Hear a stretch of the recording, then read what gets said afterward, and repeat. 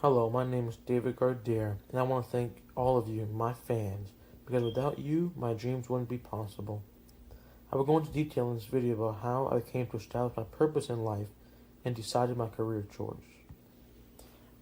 I first began to question my purpose in life when I attended Valencia College in the fall of 2018.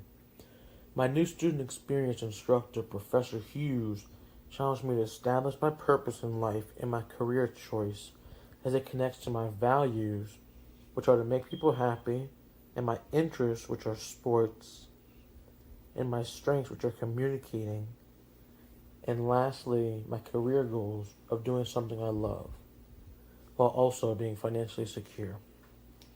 After evaluating all of these, I established my purpose is to entertain others.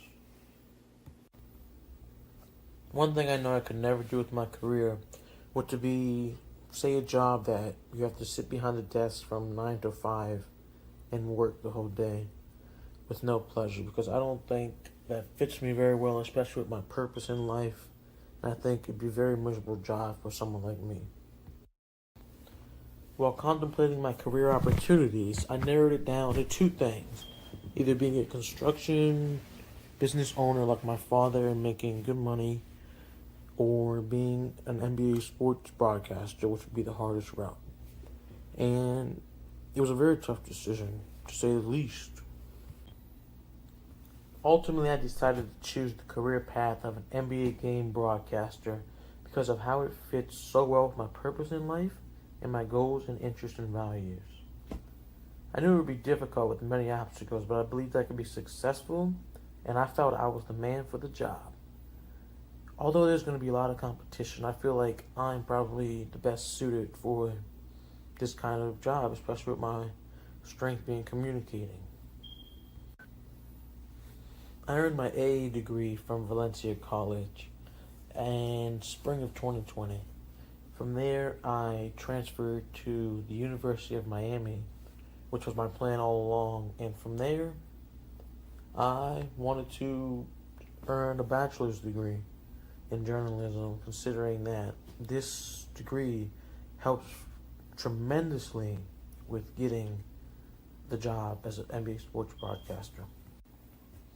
I caught my first big break in summer of 2023.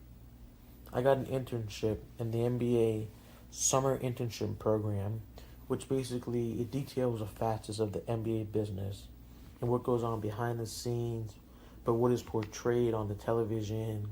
And it really just taught me exactly what to be prepared for to, in the future, maybe get an NBA sports commentator job. A few months after my internship, I get a call from a Los Angeles number. I'm thinking I'm not going to answer this, probably a scam. Little did I know that was the best opportunity of my life, and thank God I answered it. I assume one of my internship people that I worked with, they recommended me to Mr. Sir Magic Johnson himself, because that's who called me. From then, he called me into his office and offered me a job as the Lakers local game commentator.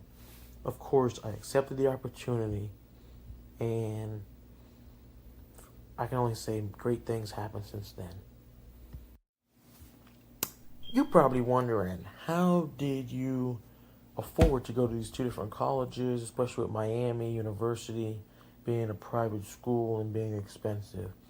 Well, for one, my high school offered a dual enrollment program, so I ended up paying no tuition at the Valencia College. And I just paid about maybe $2,660 worth of gas. And then at the University of Miami, I applied a Bright Future Scholarship, and I also had some career job earnings at the time, so I had enough money to cover that. So with the scholarship, I ended up paying about $2,545 at the University of Miami, compared to the $149,820 I would have paid, considering the living expenses like rent, food, insurance, gas, entertainment, phone, along with lab fees and books. So I would say I did a pretty good job balancing my finance for these two different colleges. Being an NBA game analyst requires a variety of different facts you must know. Before every game, You must do research into the teams and players that are participating and find interesting facts in everybody. Also, you must know the time of each game you are broadcasting, because if you are late, you most surely will be fired. A skill you have to have for this job is communicating.